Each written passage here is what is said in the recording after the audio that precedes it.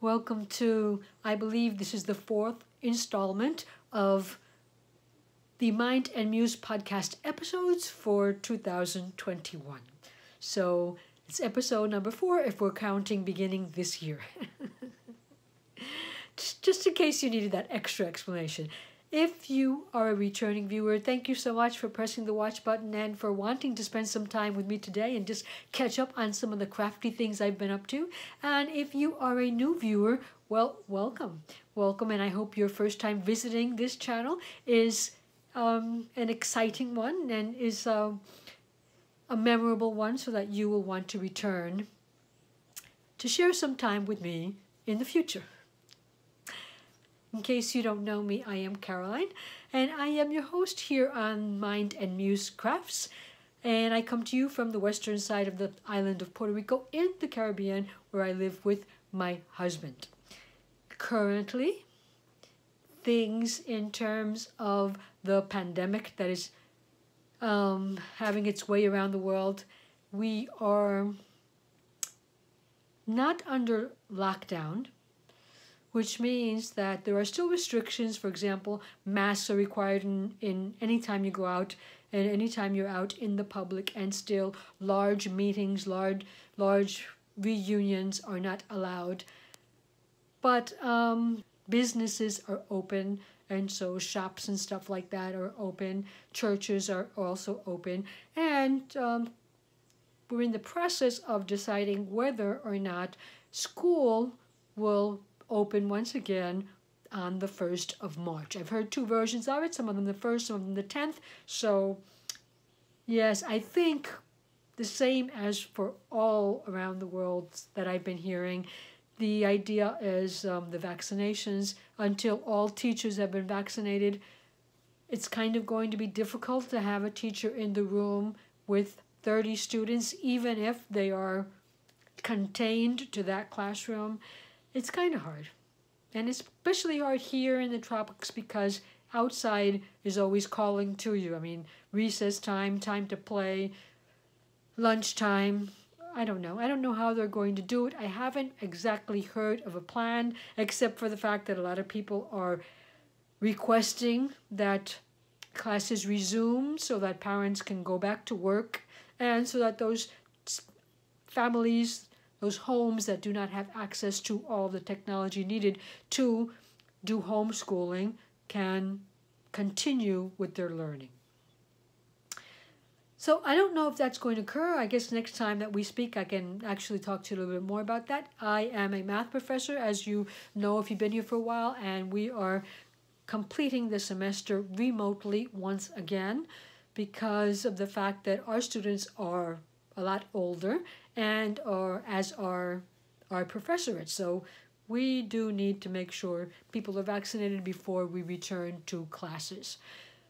So yeah, I think we're going to wait out this semester, which is what I understand. Well, so that's where we are.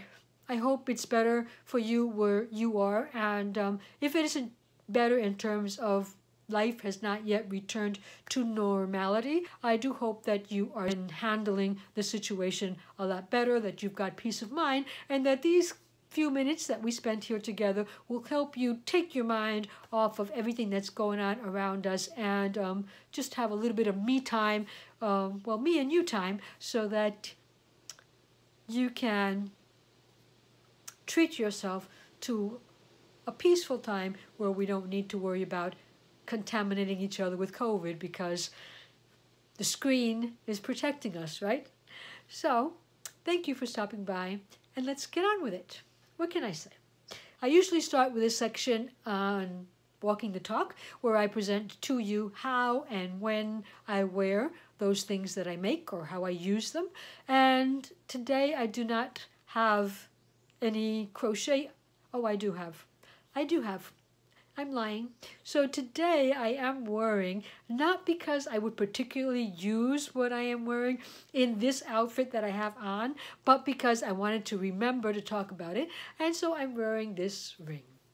If you'll remember the last time we were together, I spoke about this ring, but it had a different bezel and band, different color. It's the same style, but different color.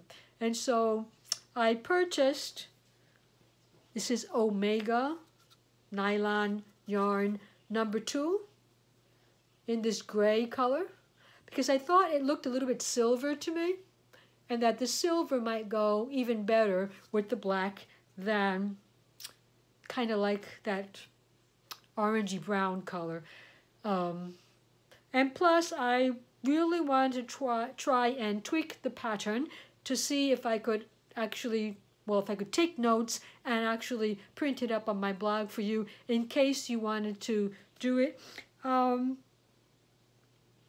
realized that although nylon does stretch, I could actually fit several different size beads inside of this one. I mean, if I took this one out, it didn't only have to be used for this one. Another shape might fit in, for example, a large teardrop shape might fit.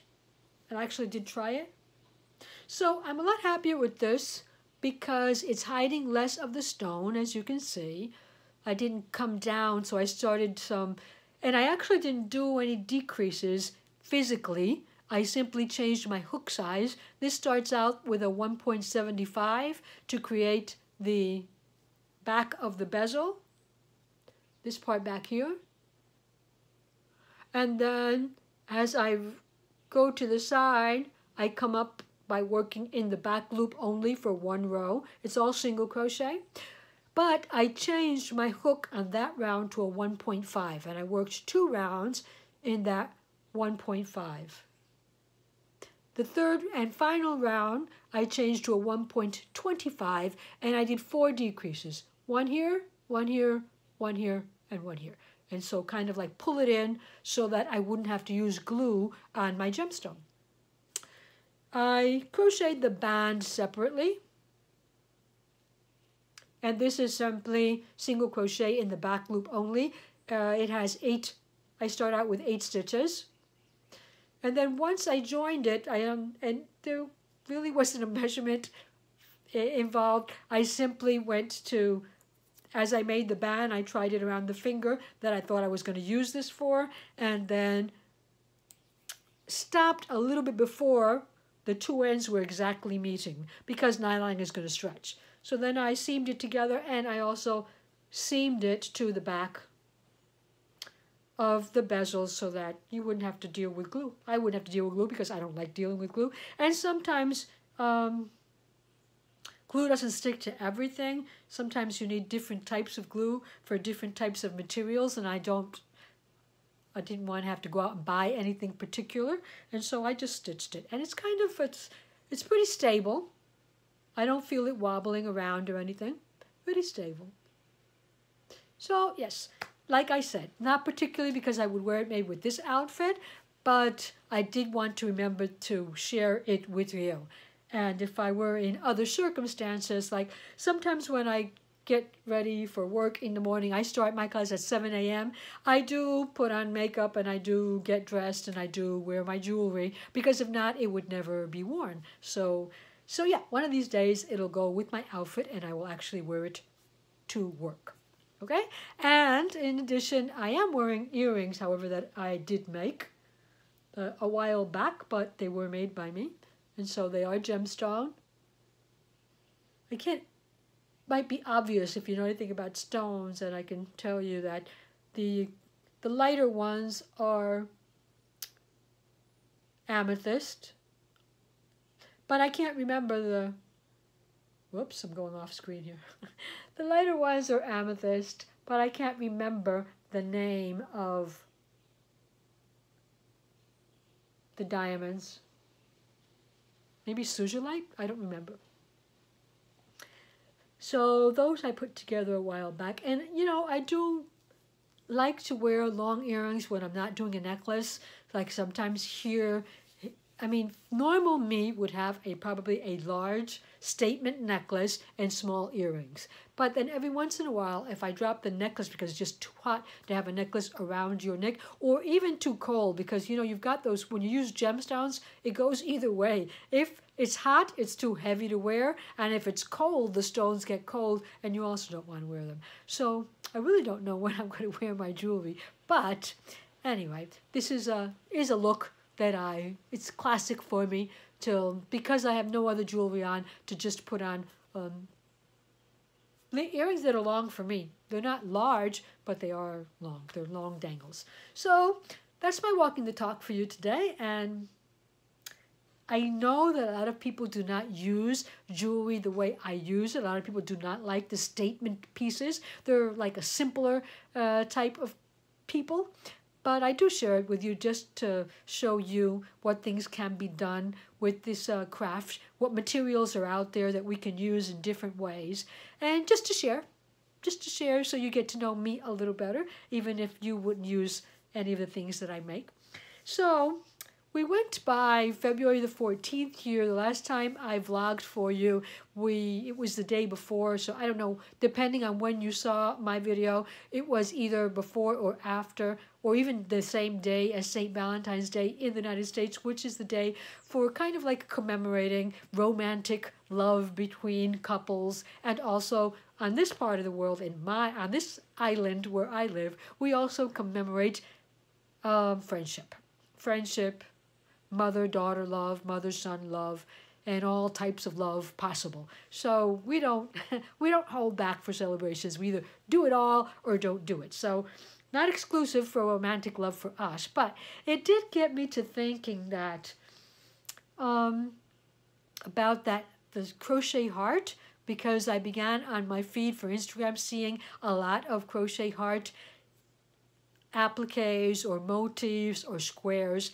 and so I don't know at what moment, in what search. It might have been on Pinterest. I do go to Pinterest a lot when I'm just looking for ideas of what other people are doing with, for example, hearts. And I did stumble upon a site in which the designer has a collection, I'm going to call it large, because even if they're just 10, for me that would be large, a collection of motifs that she creates based on just a heart that has its own patterns, its own set of stitches. And then from there on she adds and recreates to have the heart become something else. So the first thing I saw was this pattern. I'm down battery today. I usually charge my appliances at night while I sleep, and then I forgot to do that yesterday. But there it is. This is the fox. Notice the face has the shape of a heart. Now I went for a less feminine look because I didn't do the bow. I said, well, what if it's a man? So I left the bow off, but I'll show you what I did. Here it is. Basically, simply following the instructions on the blog, except for, as I told you, the bow that is made out of 2 hearts. The bow is made out of 2 hearts, but I didn't make it. Maybe I will. I could make the set, right? The guy and the gal. Oh, I didn't think about that. I could. Anyway, this is done with, what is this done with? This is done with, I think this is Red Heart with Love because it's so soft. It's a soft acrylic anyway, but I think it's worsted. But I did work it with a very much smaller hook. She used Peyton Gray's lightweight number 3 100% mercerized cotton. I did it in acrylic. And she used a 2.75 millimeter hook. And yes, I used a 2.75 millimeter hook. Now that I remember, because I think it's still around my yellow hook, I haven't put it away. The white is cotton. The white is a cotton linen blend and viscose, cotton linen viscose that I had around there. And I've mentioned before on this podcast because I made, for example, my practical magic top that I made this summer for the Summer of Romance Cal. I made it with that same yarn. I think it's Bell. I think it's Drops Bell. Anyway, so I used that for the cheeks and the inside of the ears and the tail. what did I use? I used 2 buttons for the eyes. And then I just used one of those purchased noses for the nose, which I don't know if was a good thing or a bad thing, because it kind of is going to make it, I don't know. I thought that this could be used to put on, I would put it on, like if you're making a child's top, or if the child has a t-shirt, favorite t-shirt, and he might want you to add this to the top, I would wear a t-shirt with this on it. So that's the way I am. And I also thought that you could put magnets on the back and just put it on the refrigerator. Are you the type of person that puts magnets on the refrigerator? I know there are people that totally appalls them and totally find that like, no. But it doesn't bother me. I use them because I kind of like stick messages on my refrigerator a lot, so I hold them up with the magnets. But I put this on my refrigerator with you. I would put it. So what I did was at the back, I needle felted that like burnt orange yarn. I needle felted it to kind of like cover up the stitches, because for example, when I sewed this on, it's all sewn, I didn't glue anything. When I sewed this on, then I was seeing the stitches through the crochet at the back, and I didn't want to, so I needle felted the back, which is some burnt orange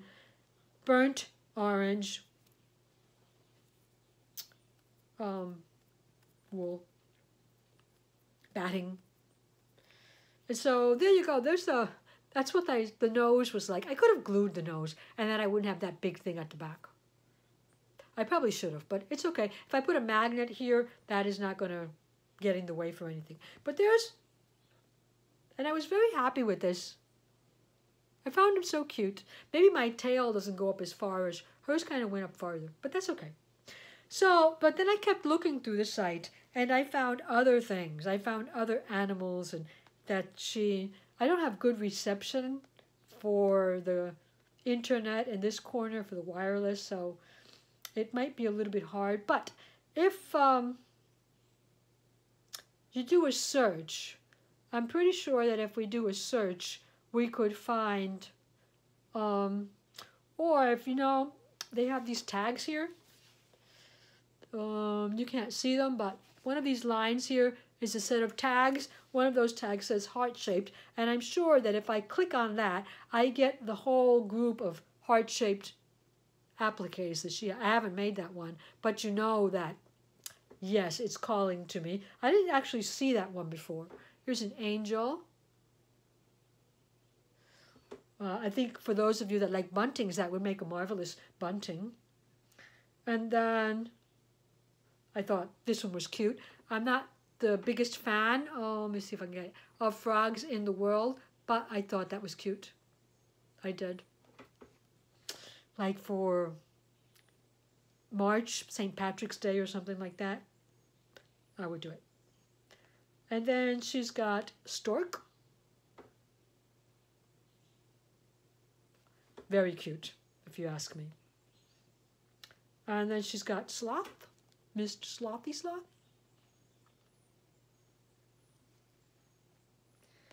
And what else are there? There are some faces, but I just wanted to, this one is going to be a definite make for me in the future because I was born in July, so that's my zodiac sign is the Cancer, the crab. Anybody else a Cancer out there? And so let me see what she's got. She's got here 4 pages full of appliques that she makes based on her heart pattern. And so I was just looking to see if I could show you the ones that I made. I made 3. There you go. Thought that was kind of cute. So that was actually the second one that I made. Clarissa told me that it looks like he has a pacifier in his mouth. I actually do have those noses in like a creamy color, and I thought, well, maybe at some point I'll take that nose off and put on a more delicate looking nose. But I tried to make it exactly as the designer had made it up so that it's also free, or you can purchase it on her Etsy. I did have these eyes that I've never used before, and so I kind of thought, let's use them. And I did also make this with, this is made with cotton. It's that Lion Brand 24/7 cotton. I also used a 2.75 millimeter hook, and I also remembered how much I hate working with that cotton because it is so stiff, but I got through it. And then I do believe that the nose and the spots are the same. I think that's Red Heart with Love because how soft it is. And I also felted the back so that you couldn't see, so that you couldn't see the stitches that I used to add. You could probably sew better than I do, and you probably wouldn't see that, because if you actually keep your stitches superficial, that you wouldn't see the stitches. I did sew them with a needle and thread, the normal sewing thread of the same color, the same yellow color. But anyway, I still decided to needle felt it because the needle felting made it sturdier. It made it actually sturdier, and I thought for some reason that was a good thing. I would also wear that on my pajamas, maybe. They make a pair of pajamas with, I call him Jeffrey. I don't know why. He looks to a Jeffrey like me. Somebody, is there a Jeffrey, a giraffe named Jeffrey that's popular in Hollywood or TV? I don't know.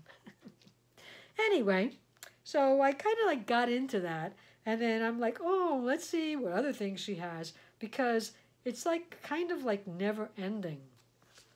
Here's a beauty. Whoops, I'm sorry about that. Oh, that's it. There you go. Snail, but you see the heart? Everything has a heart on it. And so, reindeers and, well, the third one that I made, I can't find it, so she's got a lot of them, was this one. Now you see how this one is smaller because I used, this was Omega. But they have a yarn also that kind of like competes with Aunt Lydia's here. And so they have like 3, 5, 10, and this one was 5. And so I used it double. But see, it's the heart, got the heart pattern there. I thought that was really cute. And most definitely, I didn't needle felt this on the back because I thought most definitely this could be attached to a top or a sweater, a t-shirt. You know, I've talked to you in the past how I dislike t-shirts. Not my thing. But if I did this to a t-shirt, I would like it a lot. So there. Absolutely no use for this. There was no reason for me to sit down and just get all involved in these heart-shaped creatures. But from what I'm seeing this morning on her blog list of creatures, I don't think it's over yet. So they don't remind me exclusively of Valentine's Day. So I could wear a pair of pajamas with this on it all year long. It would not bother me at all. I thought it was cute. And cute things call my attention, so I made them. They didn't take much time at all. Easy in an hour or so to get that fixed up. And it makes me very happy to see them, the colors and the little faces. And so, yes, I think I will make a couple of more for no reason whatsoever, except that I can. And so I'll take advantage of the fact that I can. The second, well, this was a group of finished items, right? And so the third, because this was the first, I guess. So the third would be showing you how I put to use the class that I took on mosaic crochet. I don't consider it inexpensive to take one of those classes. So if you're going to pay for it, you might as well put it to good use. So I discovered after I'd taken the class that if you weren't here last episode, I mentioned that I was going. I cut out of the episode at one point to go and take a class with Sandra Gutierrez of Nomad Stitches that she was giving at Vogue Knitting Live. Well, now it's called something else. It's Virtual Vogue Knitting Live or something like that. And they're kind of like having a meetup every month or so, every month or every 2 months. And so they were having one in February, and I signed up so that I could learn mosaic crochet. And it was a 2-hour course. So you know how this thing is. They did give some handouts, but I wasn't smart enough to print out the handout before the course, so I could actually take my own notes on top of it. So I kind of like had to remember a lot of things that she was saying. But since we did practice it in class, it wasn't that difficult to remember it. But I did find that she, on her site, nomadstitches.com, she does have a vlog. Let's see if I can get you to see this. Can you see? Standard mosaic crochet tutorial. It's got a video and a free pattern. And there are actually 2 free patterns. This one, which I have to make at some point. It is a Momo project bag. I think it's so pretty. Well, I do love the color, but I do have a color that I'm pretty sure that I could make it with, and I've got enough of the cotton that I used to make the project that I'm going to share with you in a moment left over that I believe I could make it again. This is the project that I'm going to share with you in a moment. It is called, it has something to do with brick. Yes, Brick Road Table Set and Coaster. The Brick Road Table Set and Coaster.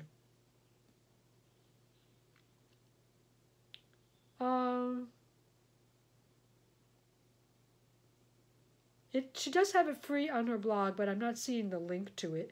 I purchased the pattern because I do get a little bit upset sometimes. Sometimes I don't want the distraction of all the ads, and so I prefer to pay for the pattern.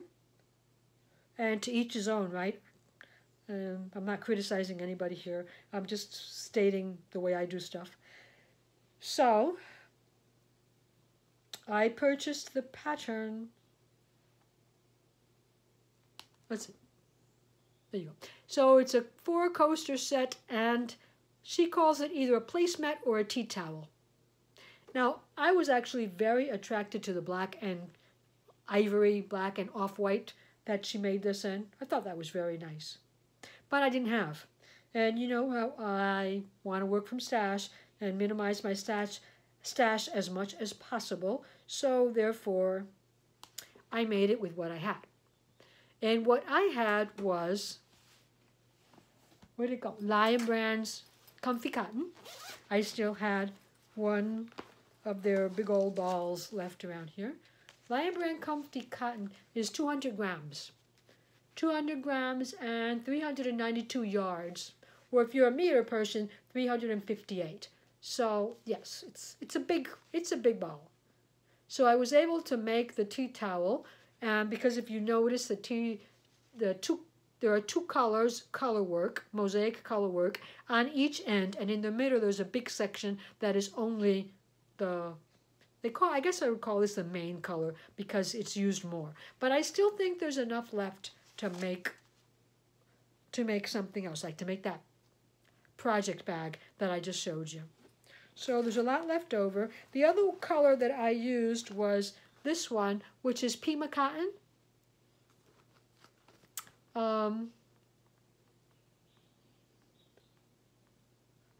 Cloudborne.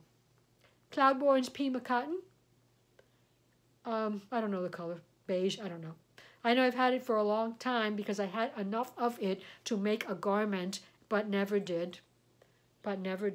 And so I've put those 2 colors into, this would be interesting. I put those 2 colors together to create my tea towel. And I finished it. Actually, I finished steaming it this morning. I mean, steamed the fringe. I put the fringe on. I had steamed it to block it first. I steamed it, and then I pinned it on a mat, and I did let it dry. And then after I steamed it, I sewed in we wove in my ends, and then added the fringe. But the fringe was not the way it's looking right now. The fringe was all crispy, curly, because that yarn, I had used it for something else, and then I had ripped back. And after I ripped back, I just wound it into a ball, so I didn't, you know, it was all curly. But now it's not, because I did block it. So this is her, what did I tell you she called it? Is it called Brick Road or something like that? Brick Road, yes. Brick Road. And so I actually liked a lot the way the colors coordinate. I don't know yet if I'll use it as a kitchen towel. I think it might be, it's not as long as the standard kitchen towels that I have in my kitchen, but it could have been made longer because you could repeat this section. You could repeat it as long as you wanted to. You could also repeat this as much as you wanted to, and so you could really play with the size of it. This is done with 51 stitches. The middle section is a lemon peel stitch, so that's one double crochet and a single crochet. I purchased the pattern, but it is free on the blog, so I don't feel guilty sharing those details with you, just in case you're wondering. So the bottom is the mosaic crochet. And I took the class with her. This is called standard mosaic. Well, Sandra calls it standard. She actually gives the two forms of mosaic crochet names so that she could reference them more easily. She calls this standard crochet because it's worked back and forth without cutting. You work one direction. You work in one direction, then you single crochet back following another set of directions, change your yarn, and do the same thing with the next color. And so every row, every 2 rows, you change color, so you carry your yarns up and you do not need to cut the yarn, which is a big plus for me. And it's got a definite back and front, so here's the front. I showed you the front. This is the back.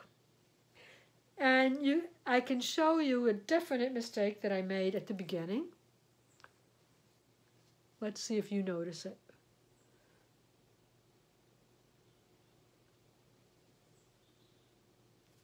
Do you see it over here?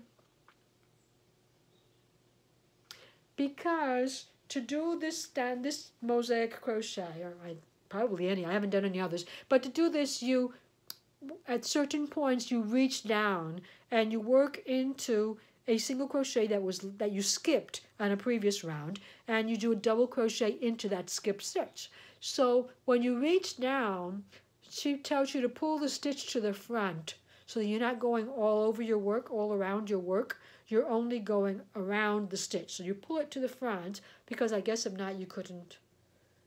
Well, no, you would get those lines at the back, which I don't know if those lines at the back would be totally disgusting. I don't really know that anybody that's never seen mosaic crochet back and front before would realize that that's a mistake if I did them all the same. And it probably would even create a pattern at the back. But the standard way, I guess, is to not go around the whole thing, but only go around the stitch that you're working into. And so that was, but I think that's the only time that I made it. It's the only time I made the mistake. Now, everything is worked with, I worked it with a chart. She does put the instructions there, but because I had already worked through a similar pattern in the course that I took, I found it easier to follow the chart. And I say that, but there were about 15 or 16 rows in the chart that you repeat as many times as you want. You have to have, I think it's a multiple of 8 plus 4 stitches. So I began with 52, which is your multiple of 8, 48 plus 4, 52. But then when you work back the single crochet, you use up 1. So all of this is actually done with 51 stitches. And like I say, if you wanted to make a bedspread out of this, you could. You just had to repeat this pattern over and over again. So the chart is small, and you just keep going back and forth, repeating certain parts of it. You do have to learn how to read mosaic crochet charts. They are different from normal crochet charts, I think. I haven't had all that much experience with charts, but it might be the same. I don't know. They're very small charts, and they're there might be a stitch on the outside of a central stitches that are repeated over and over again, depending on how wide you want to make your pattern. So I don't know if that's normal for other charts. I'm not that much of a chart reader. As a matter of fact, I would have told you in the past, before my mosaic crochet experience, that I do not read charts because, yeah. But after doing this, I understand the benefits. So all of you that do read charts, don't hold it against me. I mean, a lot of people are a lot more visual than I am, and I kind of like to fall back on the instructions. I find it easier if I make a mistake to find out where I made the mistake. I don't know. But I did use a chart. I followed the chart for this. The fringe, I made the fringe double. So every one of these fringes is made holding 2 pieces of yarn together. And the only thing I did was, excuse me, but I had on hand while I was crocheting, I normally have in all my project bags, I have a notebook that I use to every once in, like if I have a chart, I will write down the instructions and then just repeat them verbally, so to say, not or read them instead of reading the chart. Anyway, but I had it in my project bag, and so what I did was I wrapped my yarn around here. So going from bottom to top and down again, that would have been 2 strands. That would have been 2 strands. So I wrapped it around 104 times, 102 times, so that and then I cut. Not the easiest thing in the world, but yeah, it's possible. And so that's how I made the fringes.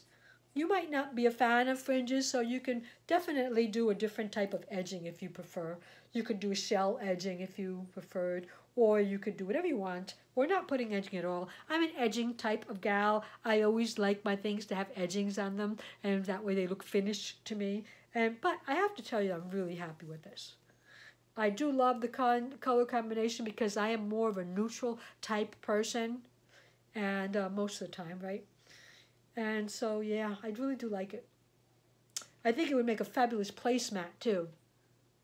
It's wide enough, and so I could have 4 of these on my table easily. Or Elizabeth could have them on her table because she has a large, long, rectangular table in her dining room.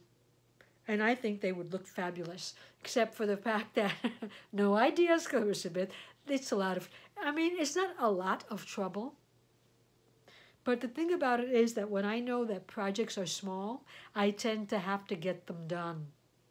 And so I just work and work and work until I get them done.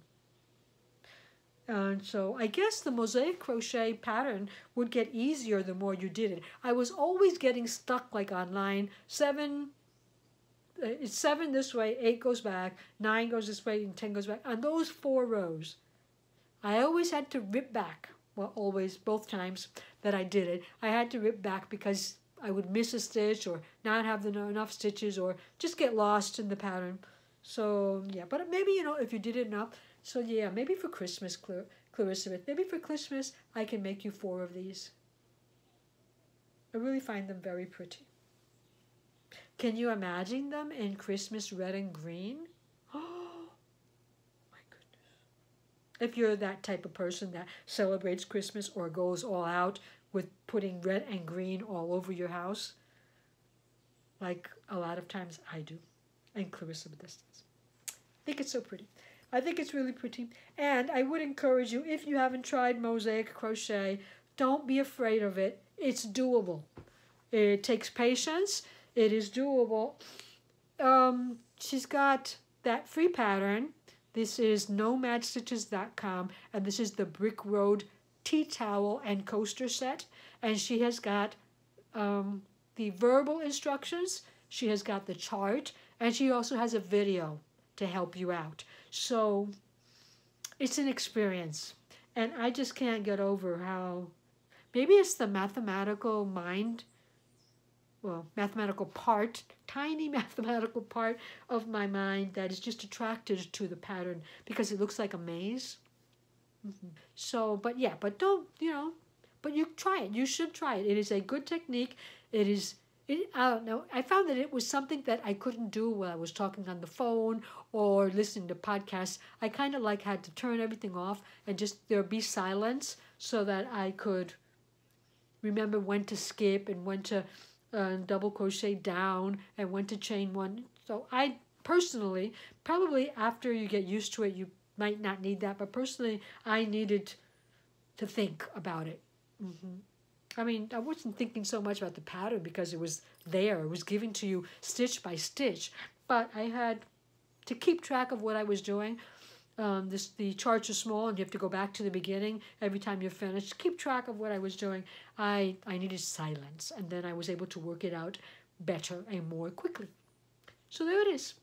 So that is, well, another finished project that I have this week. Because I was working a lot on small things, I was kind of able to share a lot of stuff with you. But at the same time, I was working on one large project, and I'm probably even, I don't know if I even would have showed it to you because of the fact that I've done so little on it. But I have picked up once again my garita, not margarita, my garita, which is the lookout, Sentinel's lookout window, or whatever you want to call it. Oh, what am I looking for here? Okay, and I picked it up again, but since that is such a large project, well, I get sidetracked with these small things because I can get them finished quick, and I have to believe that after a couple of years I have convinced myself that I am a product maker. I love the product. The process, I don't enjoy it so much. Most of the time. When it comes a little bit to painting, like what I consider I do when I needle felt, yes, I actually do enjoy a little bit seeing, or even this corner to corner, what I call yarn painting with yarn. Instead of painting by numbers, we're crocheting by colors. I don't know. But anyway, I do consider that when we recreate wall art, we are kind of like painting. And so I don't know where I was going with that. It's not in my defense or anything like that because I don't think I need to. But let me see how this looks, if it'll show up here. So last year for Latin Makers, well, it's really Latinx Makers Month, which Clarissa celebrated on her blog, I was more towards the National Hispanic Heritage Month. I kind of liked that idea better, to kind of like share our Latin heritage with the world, or Hispanic heritage with the world. Although the words are not interchangeable, they are very similar, have a similar context. So back then, for the month of September of October, and then I designed a couple of drawings in, I'm going to call them paintings, in Stitch Fiddle, which is a program that I have shared with you in the past that can be used to create C2C or intarsia crochet or any type of color work, both for knitting or for crochet. Crochet color work or knitting color work. And you can either incorporate, bring in a picture and color up on top of that picture to create whatever you want to create, or you can do freehand drawing, sure. Well, this is what I call the garita, which is that little lookout house, or lookout room, sort of like, that is over the water for a lot of the castles that we have here in Puerto Rico. Well, most of the castles, if not all of them that we have in Puerto Rico, are in the San Juan area, because that's where the island touches the Atlantic Ocean, and so they were always on the lookout for invading pirates, for example. But anyway, this is what I am creating with C2C, corner to corner crochet. And I do think that I have found a fabulous picture that I think I'm going to use as a basis for a wool painting also, because I really liked it. But this was simple for that month, because if it was a pattern that you wanted to write up, Stitch Fiddle gives you a lot of help, giving you the instructions line per line, and so you really don't have to think about it a lot. And you know, it's something easy for people to do if you want to actually share your heritage with other people and present something that they would be willing to recreate. I thought this was that kind of thing. I thought it was that kind of thing. I don't know. So anyway, I've been working on that. You remember that for last year, I got up to a certain point. Actually, I got up to maybe row 40 something, and I ran out of yarn. And I thought about it, I was going to start it over again with another colored yarn, but then so much work is done in those 43 rows that I don't want to start it over again. So I searched and searched on the internet until I found a source for the yarn, and I purchased. And I actually purchased the 5 colors needed in the same yarn brand, because I have found in the past that if you work with the same yarn brand for this type of project, I prefer the outcome. But that's just me. You can do whatever you want. So this is what I have worked on up to the moment.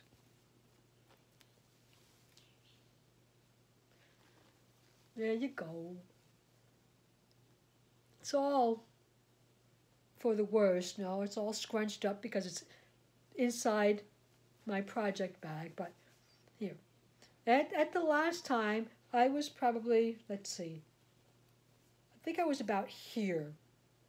I had 10 rows to go before I started adding some color to this other than the light turquoise. And so here I am adding the blue. This is the sky, so this goes at the top. And then at the bottom here, I've been adding on some gray, which is for the actual lookout house. So there's not really a lot to show you. It's not looking like anything yet. It's going to take a lot more before it will you'll actually be able to see it. But I have proposed to work on it at least 1 row per day. As the rows get longer, they take more time. And so there's nothing fantastically interesting about it. And so sometimes I just get bored and I move on to something else. But at least I'm trying to do 1 row per day. And as I figured 1 row per day, these rows go diagonal. And so it has about 150 something rows. I am on row 64. So I'm not even halfway there yet. But once I get to the exact half of the diagonal, then from there it's decreasing. And I always feel that the project moves faster when you're decreasing. So this is the yarn that I'm using. Try and get a darker color here so it doesn't blow out. It's called Yarn Art Jeans. And it is 55% cotton, 45% acrylic. This is the color 28. It's color number 28. I don't know. It had some name of a stone, but I don't remember. Maybe granite? No, I don't know. I don't remember. And so I'm using that. I've got the blue, which is number 76. And I've got another blue, which is, I'm going to say 55, because I purchased 2 of them. One was darker than the other, and I decided to go with the darker one because I have so much light colored blue on it. So this is 55. And just recently, I received the yellow, which is, can I see the number anywhere? No, I can't. I can't see the number unless I open it up. I might as well. I've got a big project bag, and so I can, sorry for the noise. The glue stuck very well on this tape. There we go. So this is 35. Like it looks a lot yellow, more yellow there than what it actually is. It actually has a tinge of orange in it. Let me see, maybe from back here. No. So it's not as yellow as this. It's got more orange in it. So I also got this just in case, you know, always me doubting myself. So I did get this other color, color 84. Maybe the shine, because I was doubtful. This one is a more gold. I really like it a lot, but I don't know. Some more gold. See the difference?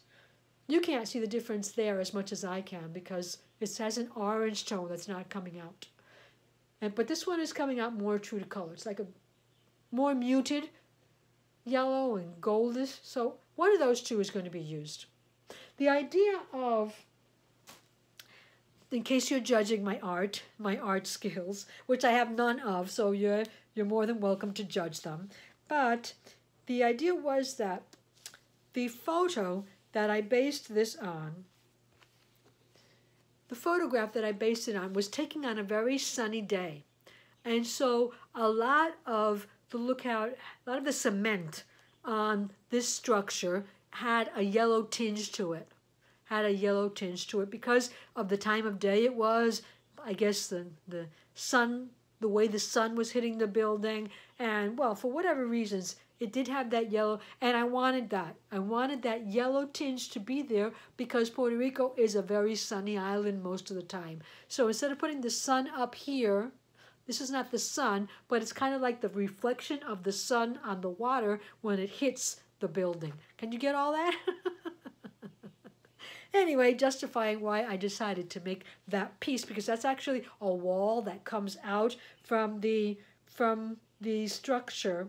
And so I wanted it to be yellow because I wanted to relate to how sunny it is on the island and how things change when the sun hits it from different sides. So that's what I have to share with you for today. Things are gotten complicated. I really wanted to get this done, and the only reason I was able to get it done was because